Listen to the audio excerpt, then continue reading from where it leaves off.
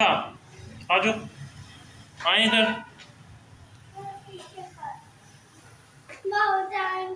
झंडा लेकर आओ वापिस, झंडा पूरा।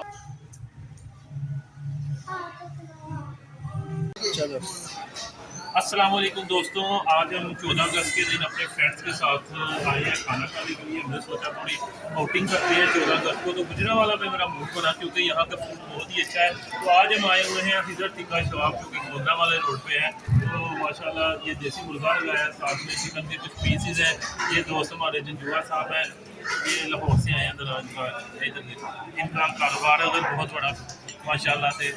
तो ये आप मिला करें और हर इवेंट को एंजॉय कीजिए। मैं माशाल्लाह से इसको कहते हैं गुलदस्ता। तो मैंने पहले तो देखी हुई है लेकिन आज फर्स्ट टाइम ट्राई की है, तो बहुत मज़ेदार है। ये देखें गुजरांवाला, वाह।